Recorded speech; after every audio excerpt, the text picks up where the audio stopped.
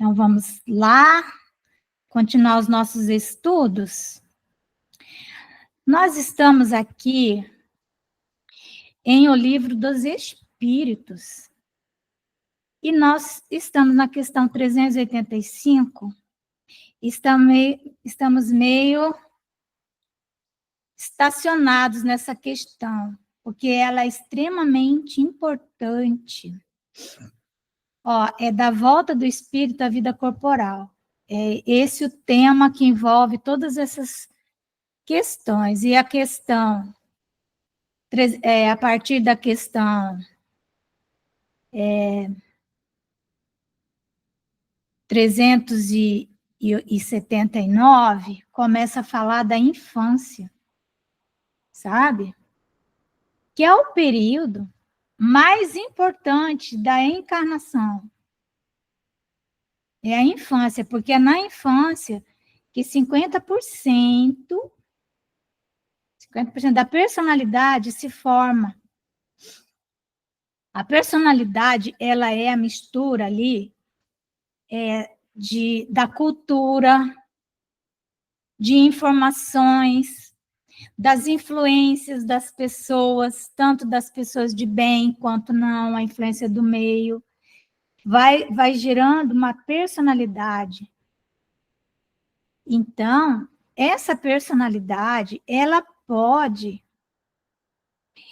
ser formada de tal maneira que o espírito nasça com algumas questões para serem resolvidas, algumas questões profundas de sua essência, alguns vícios morais, que eles são, então, ele nasce em circunstâncias favoráveis a que esses vícios possam emergir do inconsciente.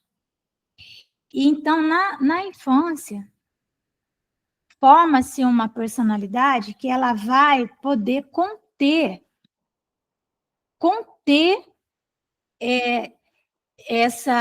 esse comportamento. Ela vai, ou não, né, ou não. Então, daí a importância. Porque conforme, então, aquelas chagas morais, aquelas doenças da alma, começam a vir para serem experienciadas no corpo, se o espírito teve uma formação boa na infância, se ele se sentiu amado, especialmente pela mãe e pelo pai, evidentemente, a figura paterna ela vai fazer uma grande relevância a partir dos 7 anos. Aí o pai tem que realmente chegar bem junto, né? Mas a criança, então, que se sentiu amada, que ela conseguiu, que os adultos no seu entorno conseguiram estabelecer vínculos de afeto, lembra que nós falamos do afeto? Nenhuma informação é absorvida, nem pela criança e nem pelo adulto, mas muito menos pela criança, se ela não vier embrulhada no afeto.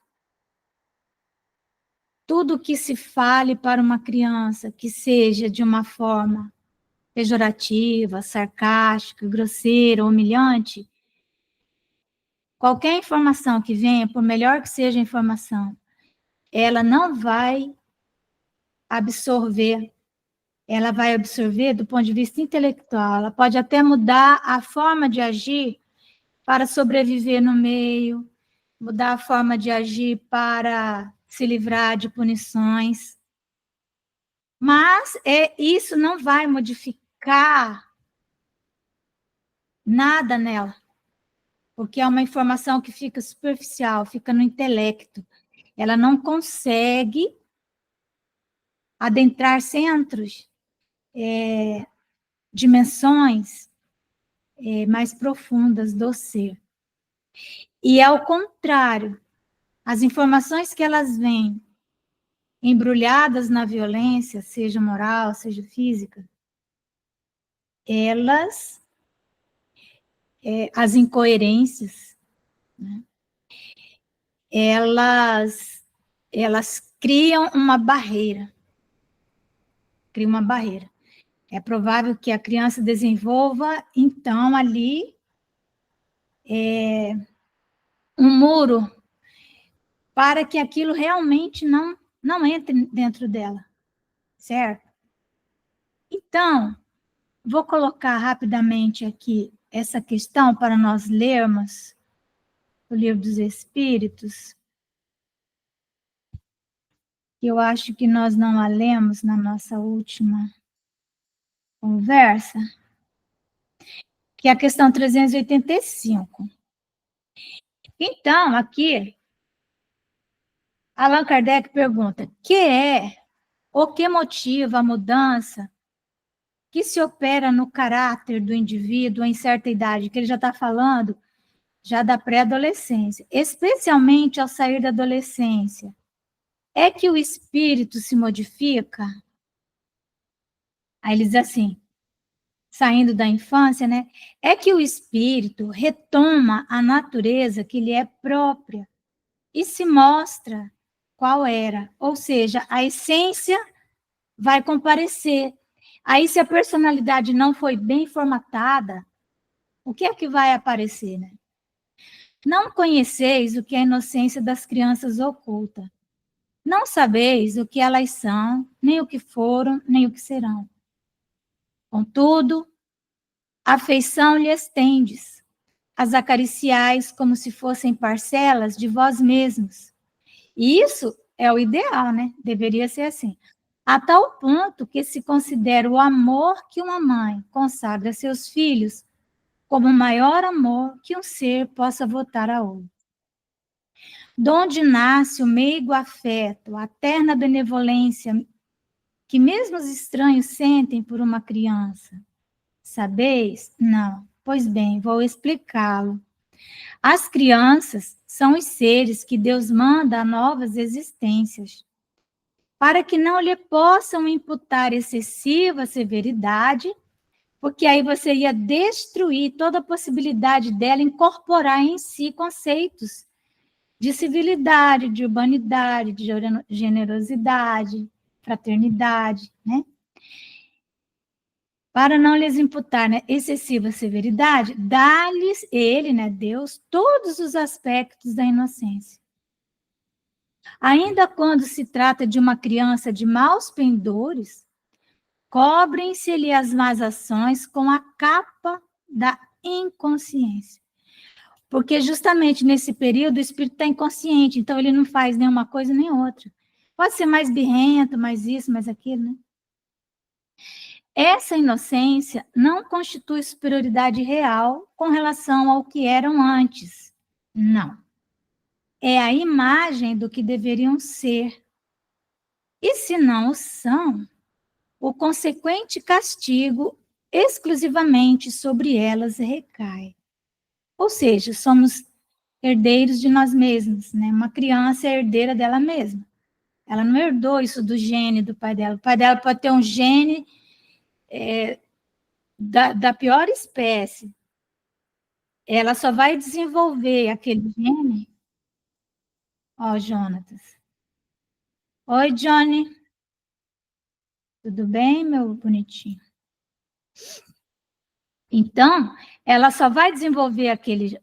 Tudo bem, Johnny? Só vai desenvolver aquele gene... Boa noite. Boa noite. Que bom tê-lo entre nós. Boa noite. Olá, meus amigos. Boa noite. Todo mundo aqui perguntando, Jonas. Boa noite. Bom Feliz Natal para todos. Boa noite. Eu tô chegando em casa, eu tô no carro, no trânsito, por isso que eu não vou ligar aqui a câmera, tá? Tá legal. Sim. Fala, Malvina. Não, eu já falei com o Jonathan também, falei oi, boa noite, tudo. Ah, então tá. Então, gente, então, o que acontece, né? Deus deu esse aspecto de inocência, né? Foi também, sobretudo, por seus pais, de cujo amor necessita a fraqueza que as caracteriza. Ora, esse amor se enfraqueceria grandemente à vista de um caráter áspero e intratável. Caráter, o que é caráter? Caractere, né? Caráter é uma coisa que está impressa, é uma marca, é algo que a pessoa já traz com ela, sabe? E então, qual é o caráter que trazemos, né? Muitas vezes, numa encarnação, a pessoa se apresenta de uma forma e numa outra completamente diferente, porque nessa outra encarnação, ela vai, como eu disse anteriormente, ela vai resolver questões que estão lá muito escondidas. Então, vai ser, assim, uma energia áspera, grosseira, que ela ainda não conseguiu filtrar, que está lá escondida nos refolhos do inconsciente. E isso terá que vir à tona para que possa filtrar através do corpo, através de novas experiências, através de tantas coisas, através até, se é um componente assim que gerou grandes repercussões, que tenha gerado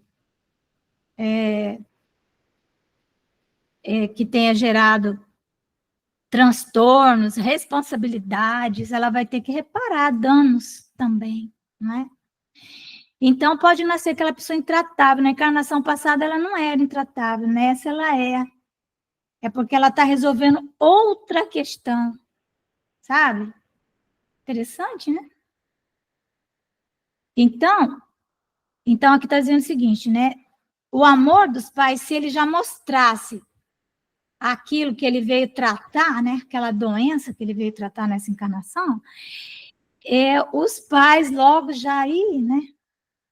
Mas aqui, ó, ao passo que, julgando seus filhos bons e dóceis, ai, que anjinho da mamãe, né? Ai, ai, não é? Os pais lhe dedicam toda a afeição e os cercam dos mais minuciosos cuidados. Desde que, porém, os filhos não mais precisam da proteção e assistência que lhes foram dispensadas durante 15 ou 20 anos, que é o período aqui de adolescência, né? Lembrando que a adolescência está ficando sendo cada vez mais antecipada, né?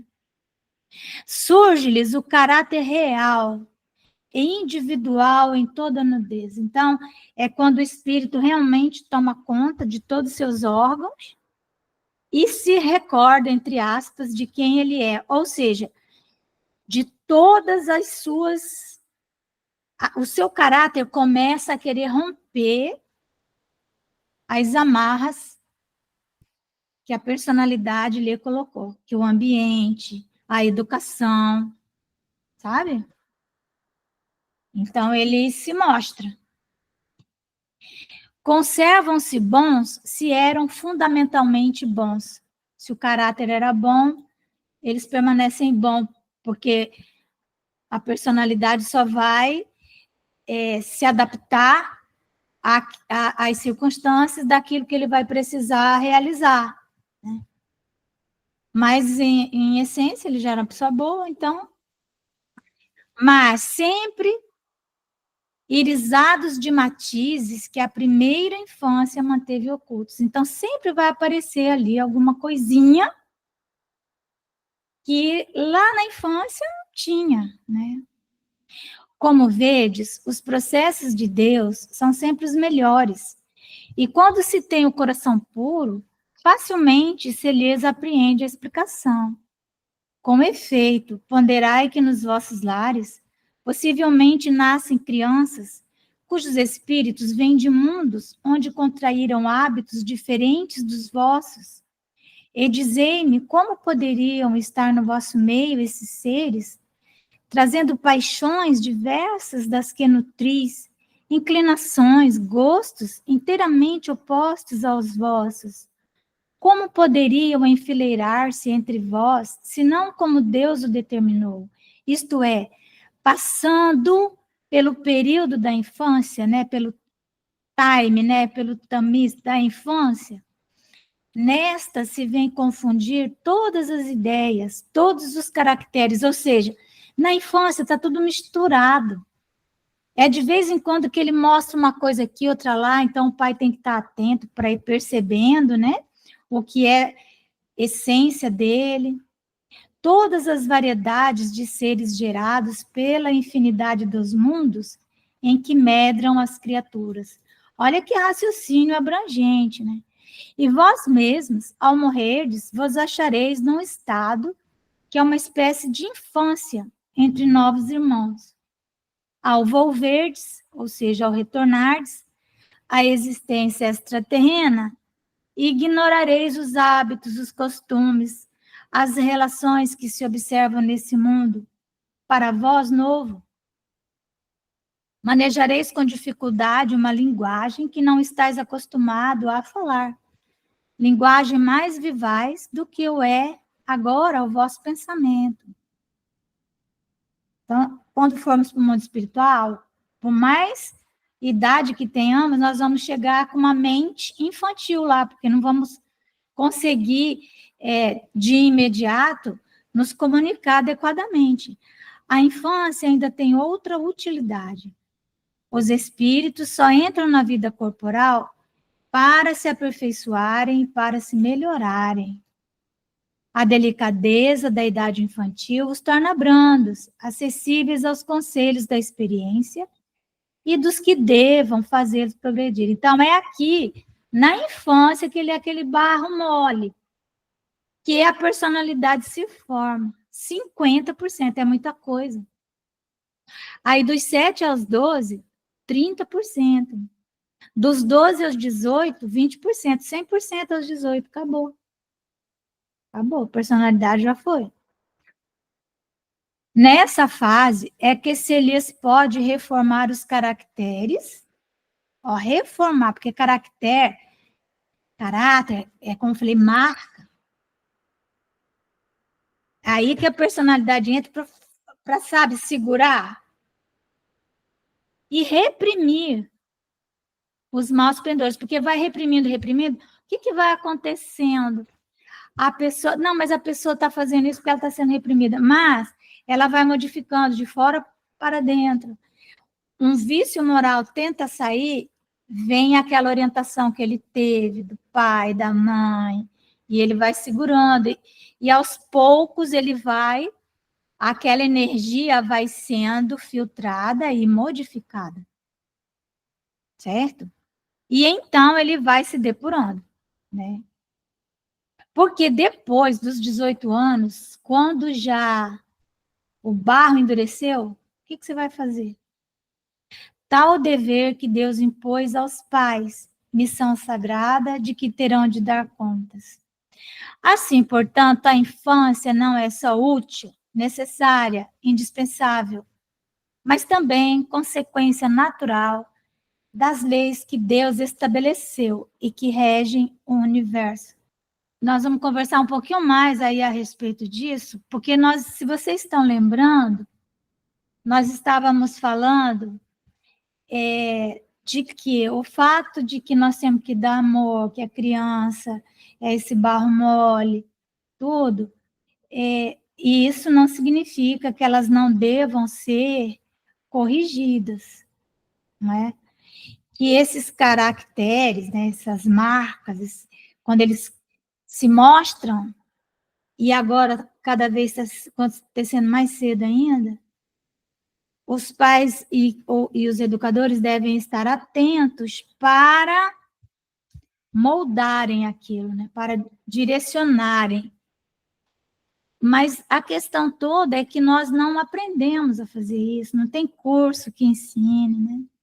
A pessoa já tem o filho, já... E aí começamos a repetir os padrões. Então, hoje já existem muitos estudos importantes, como nós falamos no nosso último encontro, né, que estudamos sobre isso, sobre principalmente essas almas que vieram nos trazer orientações, né? Melanie Klein, esclarecendo para nós a questão do afeto, a importância do afeto, o desenvolvimento do afeto.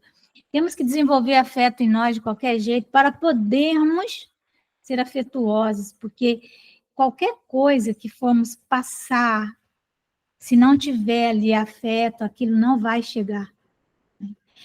E então, em que momento que nós vamos intervir?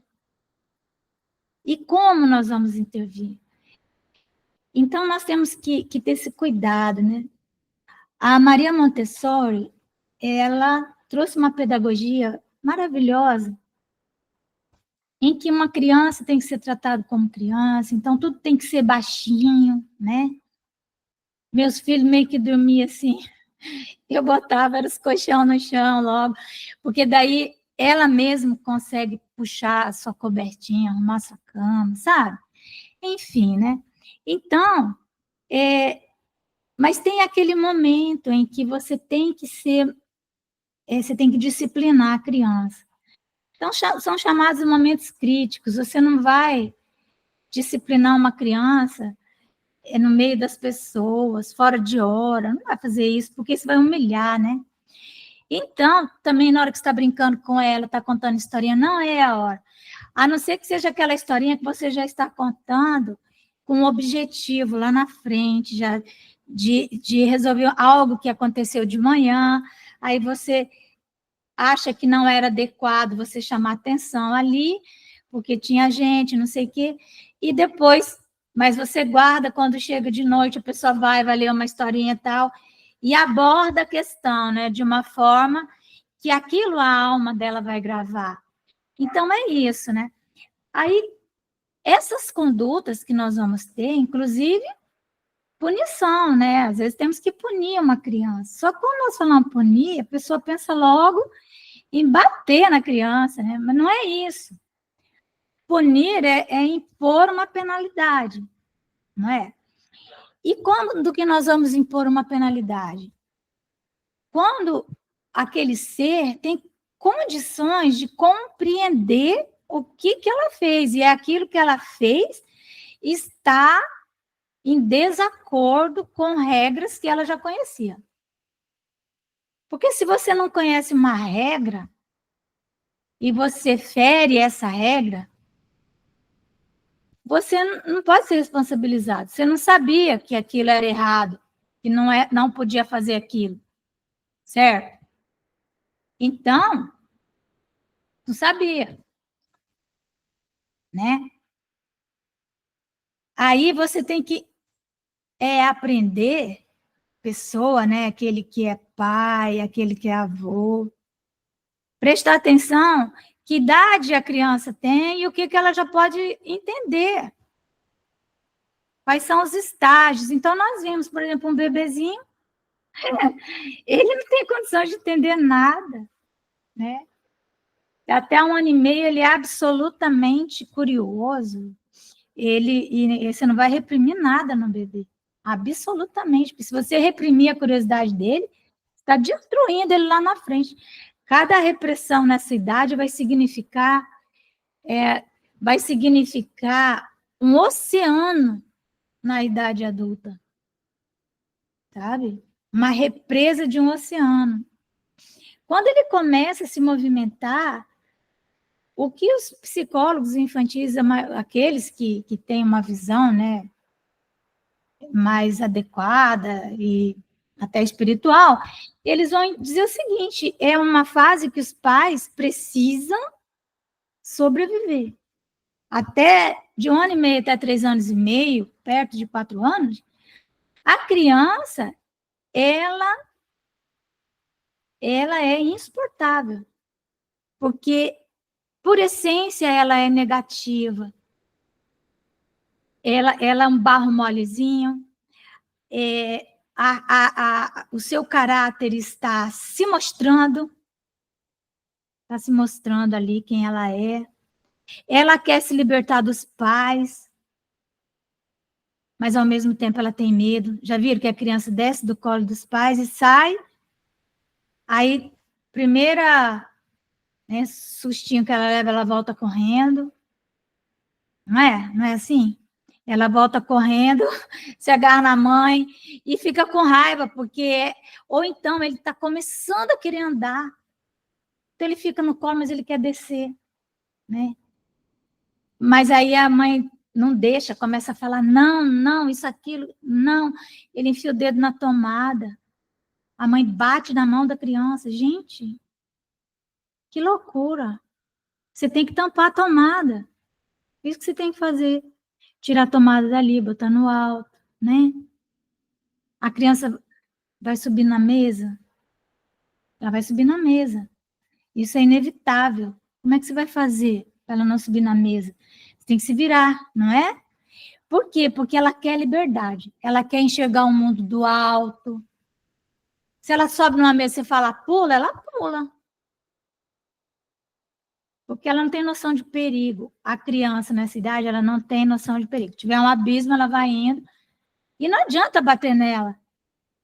Porque é do cérebro dela, ela não tem, né? Então, esse período é um período extremamente importante, que é o período em que nós estamos formando a personalidade da criança e estamos estabelecendo vínculos de afeto com ela. Sobreviver e ajudá-la a se relacionar com o meio ambiente. Entenderam? Eu tentei fazer uma experiência com um dos meus filhos, que tinha essa mania de subir em tudo. Aí eu peguei um ovo, né? Eu falei assim, olha, neném, olha o que acontece. Neném sobe aqui, ó. Peguei o ovo, joguei. Aí o ovo espatifou no chão. Ah, toda vez que ele via um ovo, ele queria espatifar no chão. Eu fui ridícula, né? O que eu fiz, tava, ele não entendeu o que eu estava... Ele não fez a conexão que eu aqui achei que ele ia fazer. Não fez. Ele achou legal que eu taquei o ovo no chão. Então, as crianças, ele está sentadinho na cadeirinha, ele fica atacando as coisas, você pega, ele taca, você pega, ele taca. Depois você vai ter aquela criança, a partir de 4 anos, né, que é o pré-escolar. Ele deveria, 4 a 6 anos, ficar em casa, gente. Acreditem. Deveria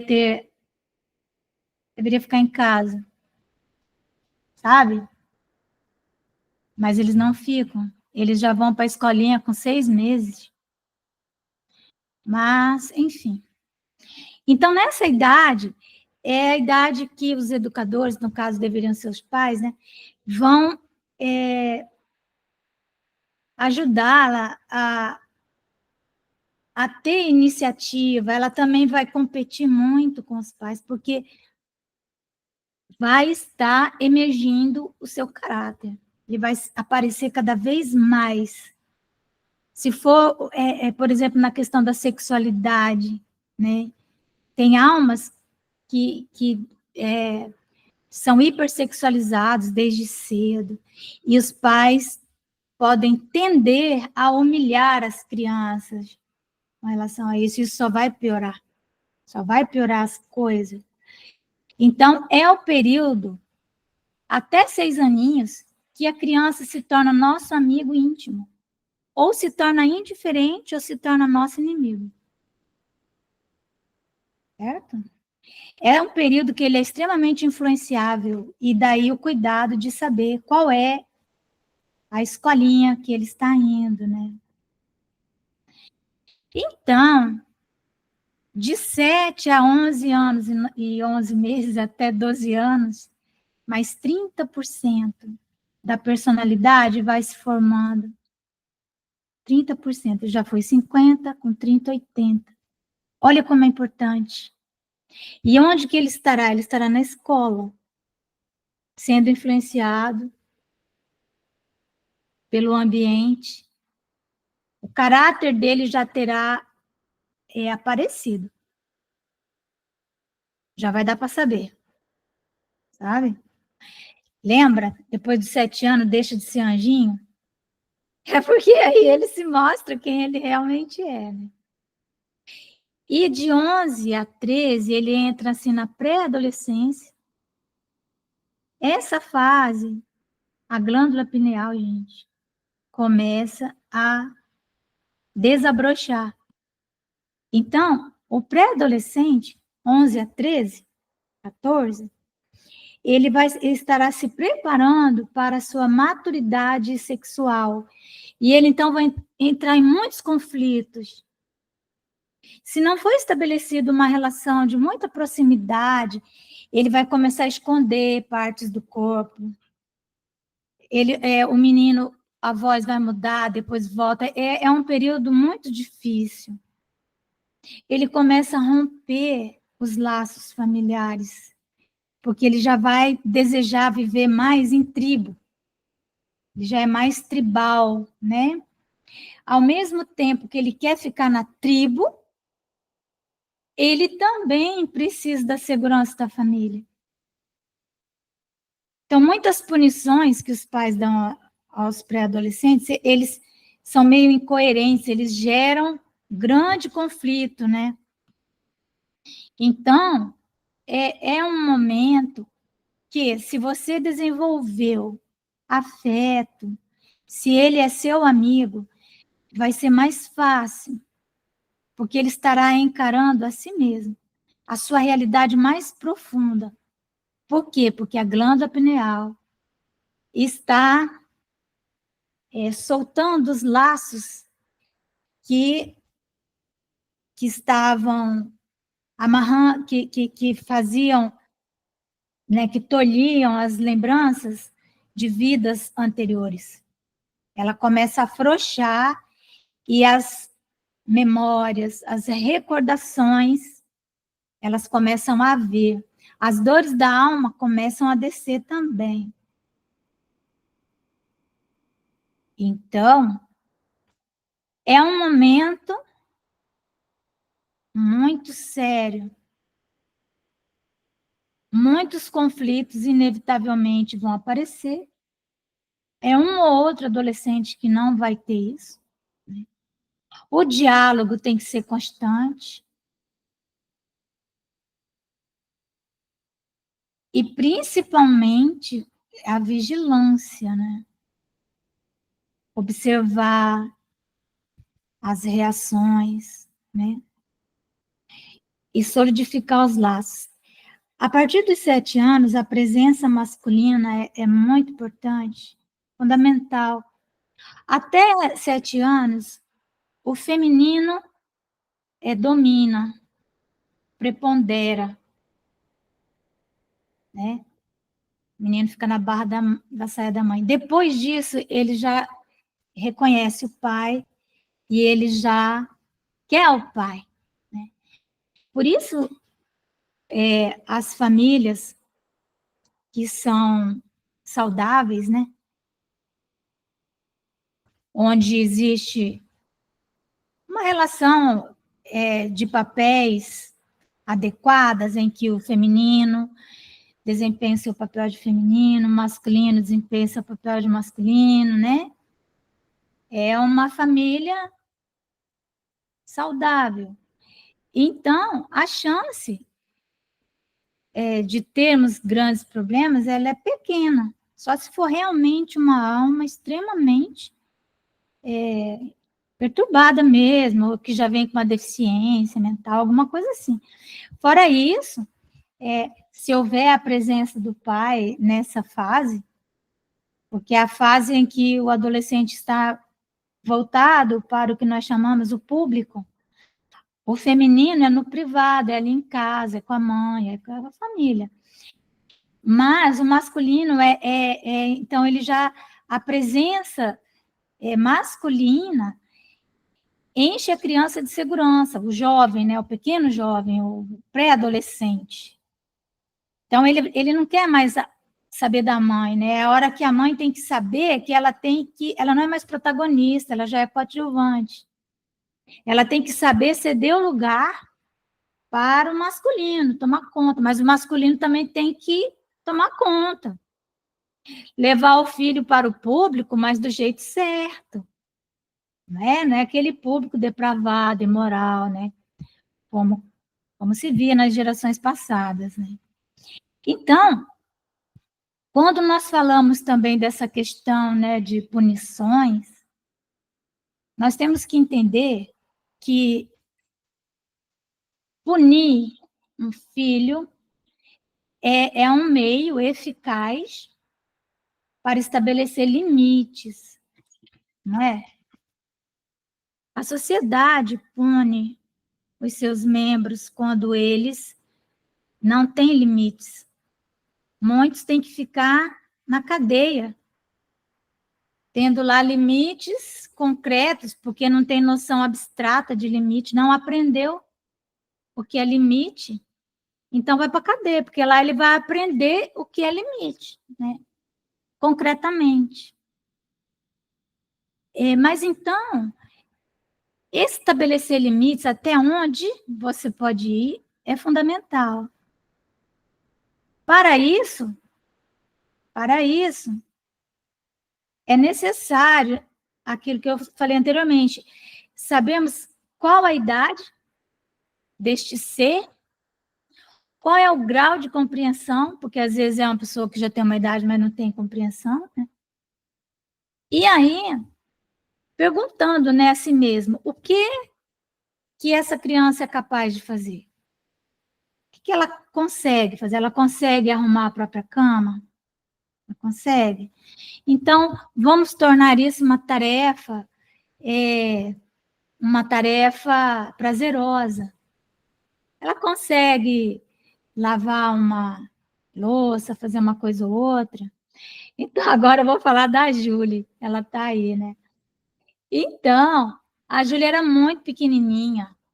E eu tinha muita mania, assim, de fazer as coisas, assim, com eles. Ir para o fogão e tal. E aí, e dando para eles, né? Fazia aquelas bolachinhas, eles que faziam. Imagina como ficava aquelas bolachas, né? Tudo.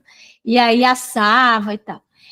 E aí tinha um pessoal aqui, e aí eu falei assim: eu vou fazer um café já para vocês, né? A Júlia escutou aquilo, e quando eu cheguei na cozinha, ela tinha puxado uma cadeira, tinha subido na cadeira, já tinha colocado água no fogo, não sei, ela talvez não se lembre disso. Gente, eu gelei assim, sabe?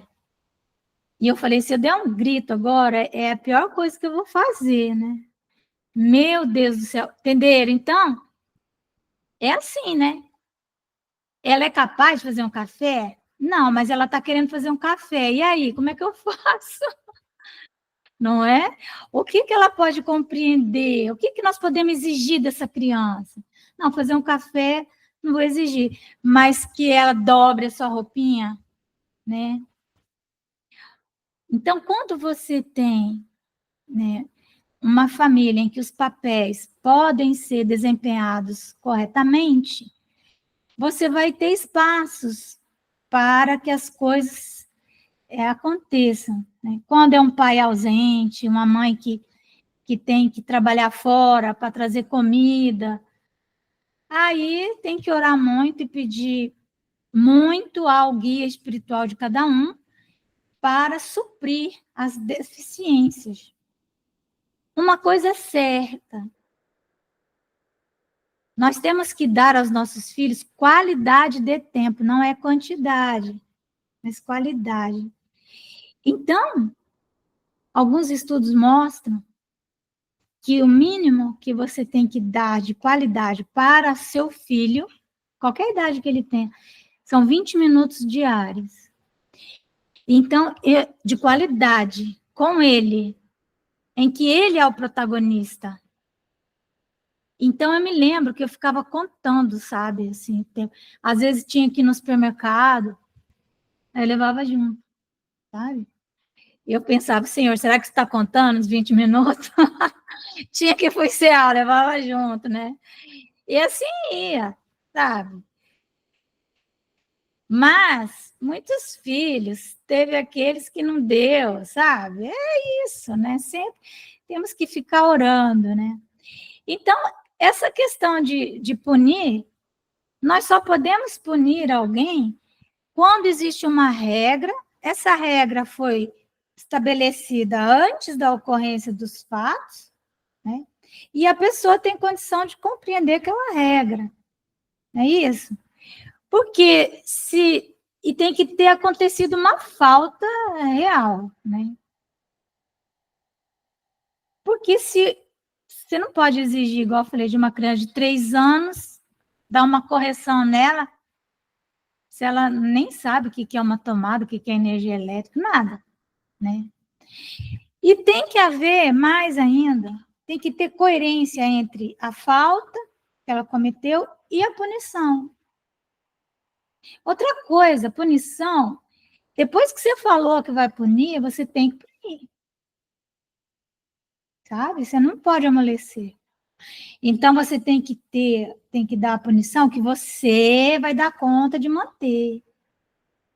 Então, não adianta você falar assim, tu vai ficar 1 mês sem andar de bicicleta. Não fala isso. Porque você mesmo vai esquecer, e aí você vai perdendo a moral, né? Então, por exemplo, né, a punição corporal, ela é sempre inadequada. Sempre. Grito é inadequado. A gente grita com os filhos, grita, mas é inadequado. Porque ela vai sinalizar descontrole emocional. Certo? É isso que um grito, um berro, né, vai mostrar. Então, o castigo corporal, ele sempre vai significar um abuso de poder, porque você castiga uma criança, né, corporalmente, mas quando ela se torna uma adolescente, maior do que você, como é que vai ser? Né? Como é que vai ser?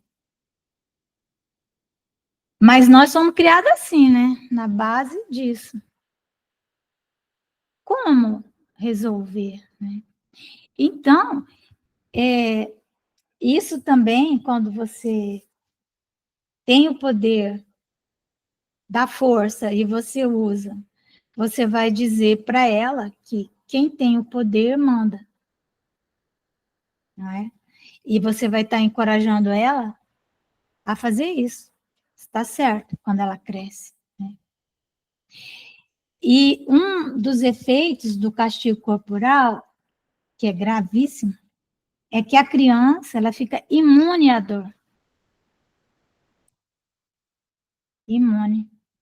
Eu tinha uma parente que ela batia demais nos filhos, ela tinha um rabo de tatu atrás morria de medo dela, atrás da porta dela. E um dos filhos dela não chorava. Ela batia em todos, né? Ela batia em todo mundo. E aí, todos choravam, berravam, ele não. Eu me lembro disso. É uma coisa que ficou na minha cabeça. Assim, nossa, ele não sente dor, mas ele fica imune.